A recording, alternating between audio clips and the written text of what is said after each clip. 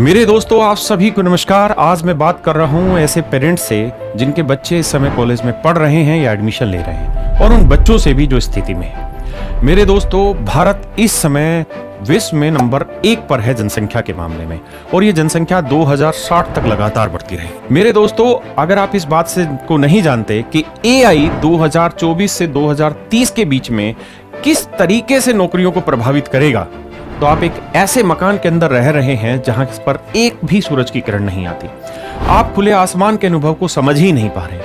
मेरे दोस्तों, AI एक ऐसा प्रॉब्लम सॉल्विंग टूल बनकर आया है जो लाखों नहीं करोड़ों लोगों का काम करेगा। मेरे प्यारे बच्चों, बहुत सारी ऐसी प्राइवेट कंपनियां हैं जहां पर अब नई हायरिंग बंद हो गई है। दोस्तों, अगर आप इस बात के सीक्वेंस को नहीं समझ पाएंगे और अगर आप वक्त के साथ अपनी चाल नहीं बना पाएंगे तो आप पिछड़ते जाएंगे। आप देखिए कि जैसे जैसे टेक्नोलॉजी इंप्रूव हुई है, तो टेक्नोलॉजी ने बहुत कम नए जॉब प्रोड्यूस किए हैं, लेकिन बहुत पुराने जॉबों को खा गया है। मैं छोटे छोटे एग्जांपल के थ्रू आपको समझाने की कोशिश करता हूं। मेरे दोस्तों, आप पहले देखते थे कि शहरों में हर एक घरों में केबल टीवी लगे होते थे, और केबल टीवी में काम करने वालों हजारों लोग होते थे। घर से दूसरे घर तक तार को पूरना और सारे काम करना, और उसके बाद उस केबल टीवी के थ्रू हमारे घरों में टीवी चला करते थे। मेरे बच्चे, दौर बदला और धीरे धीरे डिश टीवी का जमाना आया। वो इतने सारे लोगों का रोजगार चला गया, इतने सारी व्यवस्थाएं बंद हो गई, और एक सिंपल सा एक छोटा सा डिवाइस घर में आके लगता था, और उसके बाद टीवी उसी से चलने लगी। धीरे धीरे टेक्नोलॉजी ने और इंप्रूव किया, और अब आने वाला वक्त एंड्रॉयड टीवी का चल रहा है। आने वाला वक्त जो होगा उसमें मेरे बच्चे और बड़े लेवल पे बदलाव होंगे। मेरे बच्चों, पहले हर एक गली में आप देखते थे कि एक STD का बूथ होता था। एक ऐसी दुकान होती थी जहां फोन के रिचार्ज, डिश टीवी के रिचार्ज होते हैं। क्या आप आज के समय में ऐसी कोई चीज देख पा रहे हैं जहां डिश टीवी का रिचार्ज करने वाला कोई बैठा हो, फोन रिचार्ज करने वाला बैठा हो, या STD बूथ लगा हो? मेरे प्यारे बच्चे, टेक्नोलॉजी ने हर एक चीज की जगह लेती चली गई। मेरे बच्चे, आज के समय में जितने डिजिटल पेमेंट ऐप्स हैं, ये वो सारे काम आपको करके दे रहे हैं जिन कामों के लिए लोगों की बहुत जरूरत पड़ती थी। मेरे प्यारे बच्चों, बहुत सारे लोगों को शायद याद भी नहीं होगा कि कितने दिन हो गए बिजली का बिल भरने के लिए वो लाइन में गए और बिजली विभाग के ऑफिस गए। आज के समय में हर चीज ऑनलाइन हो रही है, और जैसे जैसे टेक्नोलॉजी इंप्रूव होती जाएगी तो वर्क फोर्स की जरूरत ही नहीं होगी। मेरे दोस्तों, 100 आदमी मिलकर जो काम करेंगे, उतना काम एक टेक्नोलॉजी मात्र 1 मिनट में कर देगी। जैसे एक एनिमेटेड वीडियो बनाने के लिए एक आर्टिस्ट को पूरा दिन का समय लगता था, मेरे प्यारे बच्चों, उससे लाख गुना अच्छी क्वालिटी की वीडियो मात्र 8 से 10 सेकंड में, उससे 1000 गुना कम खर्चे में आपकी तैयार होने लग रही है। आप देखेंगे कि पहले समय में जब फिल्में शूट होती थी, बॉलीवुड की फिल्में शूट होती थी, तो एक सीन को शूट करने के लिए, शाहरुख खान वाले इस सीन को शूट करने के लिए 3-3, 4-4 हेलीकॉप्टर हवा में उड़ के उस सीन को कैप्चर किया करते थे। अब मेरे प्यारे बच्चों, उस सीन को शूट करने के लिए मात्र 3000 रुपए का ड्रोन ही काफी है। मेरे दोस्तों, इस वीडियो को एंड तक देखना, क्योंकि मैं यहाँ आपको सिर्फ प्रॉब्लम की बात नहीं कर रहा हूँ, प्रॉब्लम के सोल्यूशन की भी बात करने जा रहा हूँ।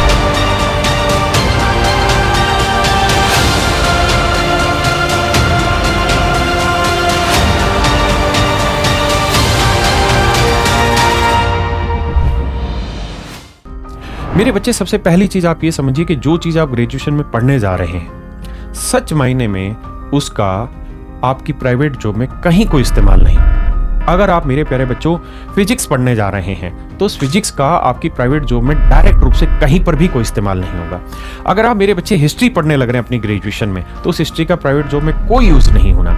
मेरे बच्चे, ये हमारे एजुकेशन सिस्टम की कमी समझिए, या शायद वक्त के साथ अपडेट ना करने की कमी समझिए, कि जो हम पढ़ने जा रहे हैं कॉलेज में, शायद उसका डायरेक्ट कोई इस्तेमाल हम अपने आने वाली लाइफ में ना कर पाए। मेरे प्यारे बच्चों, जब आपकी ग्रेजुएशन हो जाएगी, पोस्ट ग्रेजुएशन हो जाएगी, तो उसके बाद आपके पास 2 सवाल खड़े होंगे। या तो मैं प्राइवेट जॉब की तरफ जाऊं, या फिर मैं सरकारी नौकरी की तरफ जाऊं। जब प्राइवेट जॉब की तरफ आप जाना शुरू करेंगे, तो आपको तब महसूस होगा कि मेरे पास एक भी तो ऐसा स्किल नहीं है जो प्राइवेट जॉब को चाहिए। फिर मैं क्या करूंगा? मैं आने वाला 5 से 7 साल उस स्किल को डेवलप कराने में लगा दूंगा, और उस 5 से 7 साल में मैं बहुत सारी कंपनियों में जॉब करके उस एक्सपीरियंस को गेन करूंगा और स्किल को डेवलप करूंगा। फिर जाके मैं ये डिसाइड कर पाऊंगा 30 साल की उम्र में कि मुझे अपनी पूरी जिंदगी प्राइवेट जॉब में किस लाइन में बितानी है। और मेरे प्यारे बच्चों, बहुत सारे ऐसे बच्चे हैं जो अपनी लाइफ से इतना फ्रस्ट्रेट हो चुके होते हैं, उनका जीवन इतना अस्त व्यस्त हो चुका होता है प्राइवेट जॉब करते करते, इतने फ्रस्ट्रेशन लेवल पे जा चुके होते हैं, सैचुरेशन पॉइंट पे पहुंच जाते हैं कि वो जिंदगी में जो है, जैसा है, उसे स्वीकार लेते हैं। और उसी नौकरी को कंटिन्यू करते रहते हैं जिसके अंदर उनका कोई स्किल इंप्रूव नहीं होना, जिसमें उनका कोई इकोनॉमिकल फुलफिलमेंट भी नहीं होना, बस करते चले जा रहे हैं। मेरे प्यारे बच्चों, आप एक बात तो समझ रहे हैं, प्राइवेट जॉब्स में जो सैलरी ग्रोथ का रेट था वो लगातार गिरता जा रहा है, बढ़ नहीं रहा है, गिरता जा रहा है। अगर आप कोई जॉब 20,000 रुपये में कर रहे हैं तो मेरे बच्चे, आपसे ज़्यादा स्किलफुल आदमी उसी जॉब को 10,000, 12,000, 15,000 में करने के लिए खड़ा हुआ है। और एक आदमी नहीं खड़ा, बहुत सारे आदमी खड़े हुए हैं। क्यों? क्योंकि हर साल करोड़ों की संख्या में कॉलेजों से और स्कूल से बच्चे बाहर निकलते हैं और इसी जॉब की तलाश में जाते हैं। मेरे प्यारे बच्चों, अगर जॉब कांस्टेंट भी हो तब भी मैं ये कहूँ कि जितने बच्चे तैयारी कर रहे हैं उसका लगभग 10% बच्चों को प्राइवेट जॉब अच्छी मिलेगी। लेकिन सच बात ये है कि जॉब कांस्टेंट नहीं है, जॉब लगातार घटती जा रही है। आप रेशियो को देखिए, जनसंख्या लगातार बढ़ रही है जबकि प्राइवेट जॉब की संख्या लगातार घट रही है। मेरे बच्चों, अगर ये गैप लगातार बढ़ता चला जाएगा तो एक सैचुरेशन पॉइंट आ जाएगा जहां पर जॉब होंगी ही नहीं।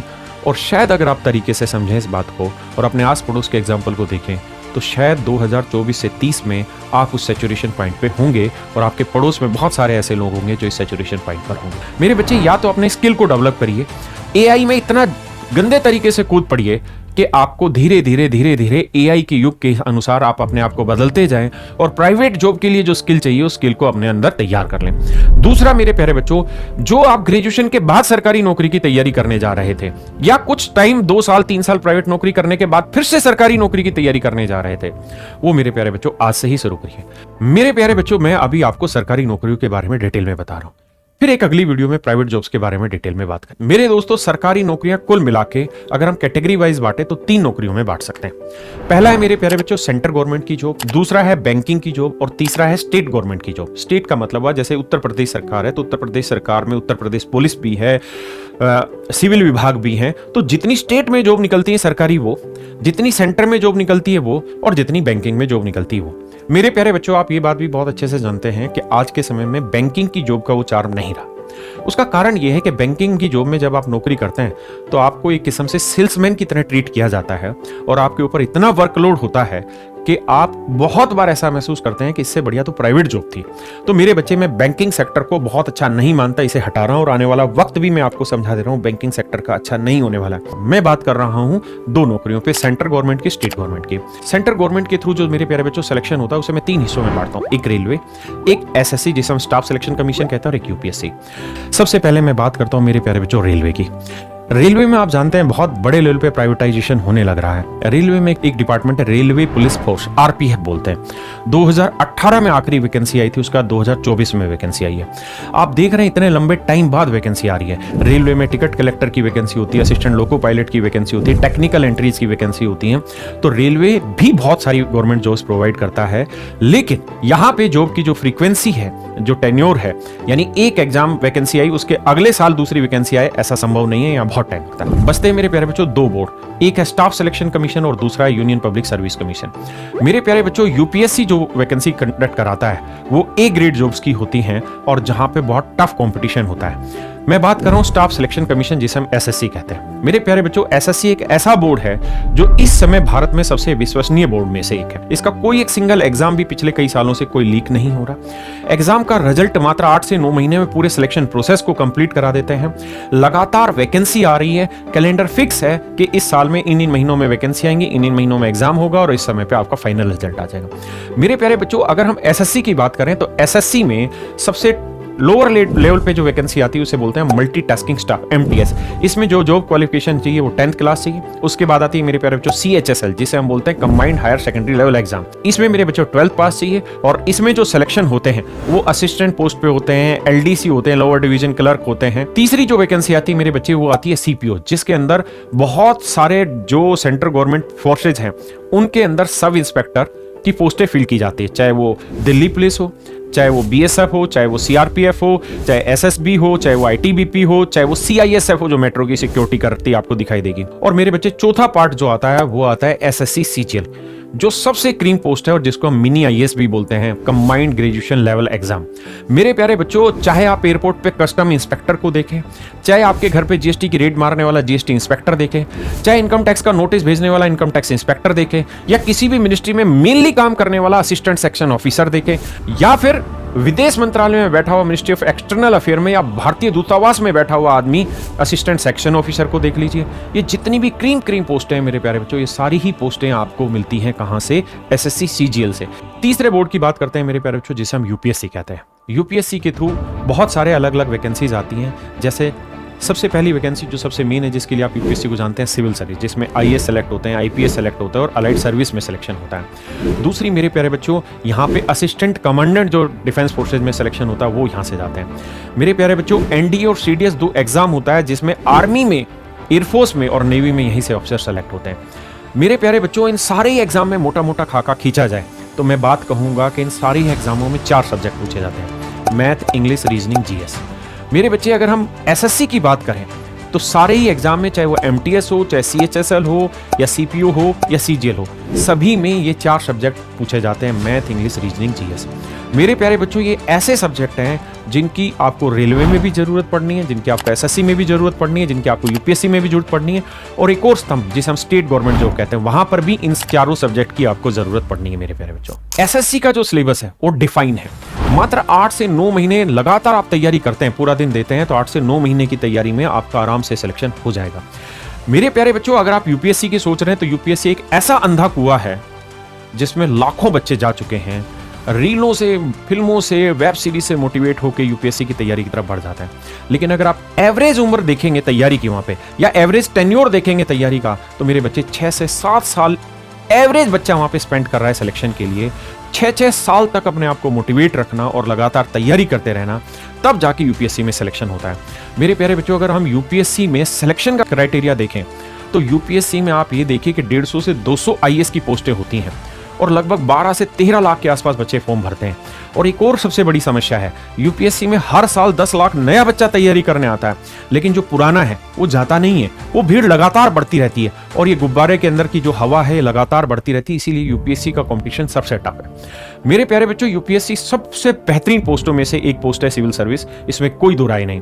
लेकिन हमें यह भी समझना होगा कि अगर एक बच्चा अपने जीवन के 6 से 7 साल जब यूपीएससी में खपा देगा, तो शायद उसके बाद जब वो सामान्य जीवन जीने लगेगा तो उसके पास रोजगार के कोई अवसर नहीं होंगे। उसने इस 6 से 7 साल की तैयारी में ऐसा कोई भी तजुर्बा हासिल नहीं किया जिसके आधार पर उसे कोई प्राइवेट जॉब मिले मेरे प्यारे बच्चों। और अक्सर ये देखा गया है कि यूपीएससी में या तो बच्चे कामयाब होते हैं या फिर कुछ भी नहीं होते। लेकिन मेरे प्यारे बच्चों, अगर आप एसएससी जैसे एग्जाम की तैयारी कर रहे हैं तो यहां तैयारी की एवरेज जो टाइम है वो 8 महीने से 12 महीने का समय है। अगर आप 8 से 12 महीने का समय यहां पे लगा देते हैं तो मेरे प्यारे बच्चों, आपके सफलता के चांसेस बहुत अधिक होते हैं और वैकेंसी भी बहुत बड़ी मात्रा में आती है। और अगर आप इस एग्जाम की तैयारी कर रहे होते हैं तो इस एग्जाम की तैयारी के साथ साथ आप जितने भी अलाइड एग्जाम्स अलग अलग होते हैं, जैसे आईबी का अलग से एग्जाम होता है, बैंकिंग का एग्जाम होता है, रेलवे का एग्जाम होता है, स्टेट का एग्जाम होता है, इन सारे ही एग्जाम में आप पारंगत हो जाते हैं और आपका कहीं ना कहीं सिलेक्शन हो जाता है। मेरे प्यारे बच्चों, ये बात मैं आपको हवा में नहीं कह रहा हूं।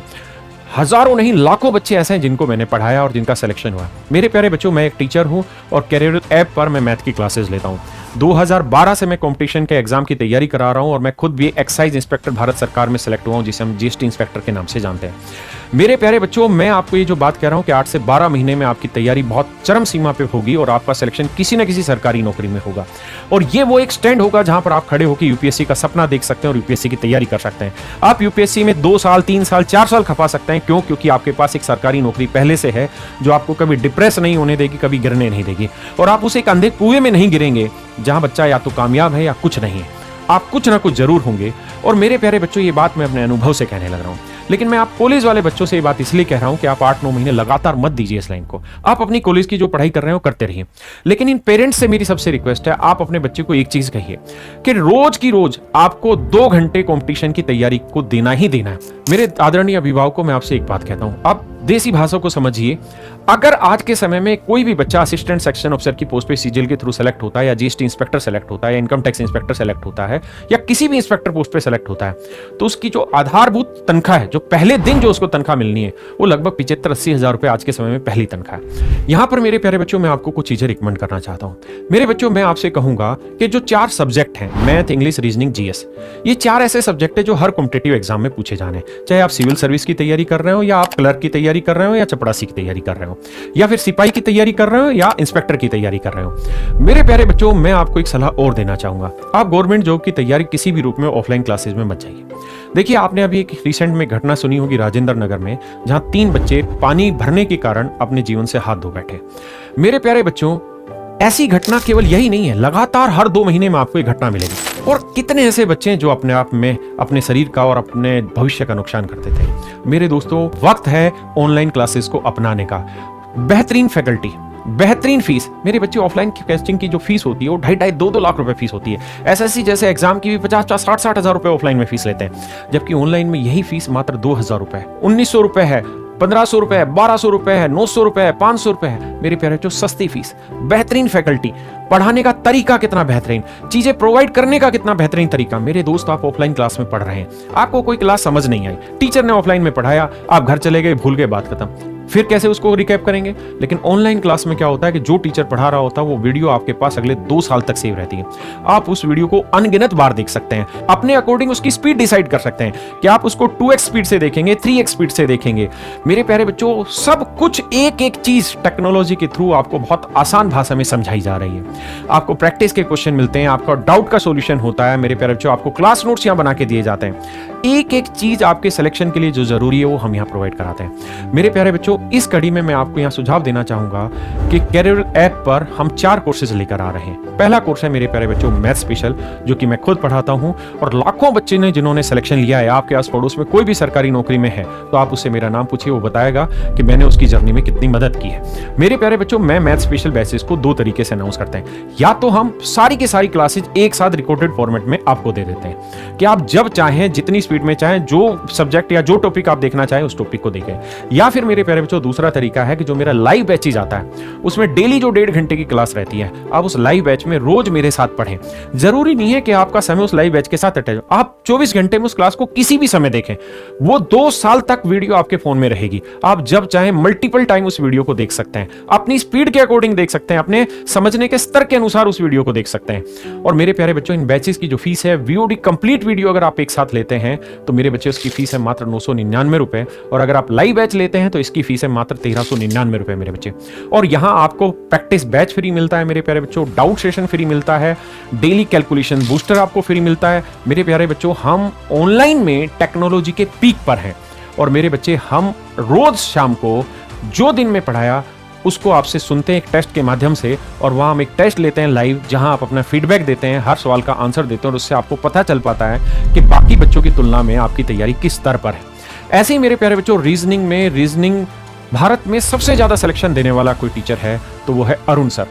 अरुण सर का बैच की फीस मात्र 999 रुपए है। आप इनसे रीजनिंग पढ़िए मेरे बच्चे। इसी तरीके से इंग्लिश में मेरे प्यारे बच्चों, जयदीप सर अपने आप में one of the finest teacher हैं, और इनकी फीस मात्र 1199 रुपए है। अगर आप देखेंगे कि जितनी भी केंद्र सरकार की नौकरियां होंगी, यूपीएससी में जो बच्चे तैयारी करेंगे, लगभग हर एक बच्चा जयदीप सर को जानता है, और मात्र 1199 रुपए फीस में आपको कंप्लीट इंग्लिश कराते हैं। और ये वो इंग्लिश होगी जो मेरे प्यारे बच्चों आपको हर कॉम्पिटिटिव एग्जाम में भी काम आएगी और आपके लाइफ के स्किल को भी इंप्रूव करेगी। और चौथा सब्जेक्ट है जनरल स्टडी मेरे प्यारे बच्चों। यहाँ पूरी की पूरी एक टीम है कैरियर ऐप पर, जो भारत में सबसे बेहतरीन फैकल्टी हैं इस लेवल पर, वो सारी फैकल्टी मिला के सब्जेक्ट वाइज आपको पढ़ाते हैं। तो मेरे प्यारे बच्चों, यहाँ मैं आपको रिकमेंड करूँगा कि अगर आप कॉलेज में हैं या कॉलेज में एडमिशन लेने वाले हैं तो आप रोज़ का रूटीन बनाएं कि दिन में एटलीस्ट कुछ समय निकाला जाए और अपनी गवर्नमेंट कॉम्पिटिटिव एग्जाम की तैयारी को पूरा किया जाए। और जब मेरे प्यारे बच्चों आपकी ग्रेजुएशन कंप्लीट होगी और जैसे ही एक हाथ में आपको डिग्री मिलेगी, तो मेरा दावा है कि अगर आपकी तैयारी ईमानदारी से की गई होगी तो दूसरे हाथ में आपका सिलेक्शन लेटर भी होगा गवर्नमेंट जॉब। थैंक यू मेरे बच्चों। अगली वीडियो में मैं आपसे मिलूंगा प्राइवेट जॉब्स के बारे में।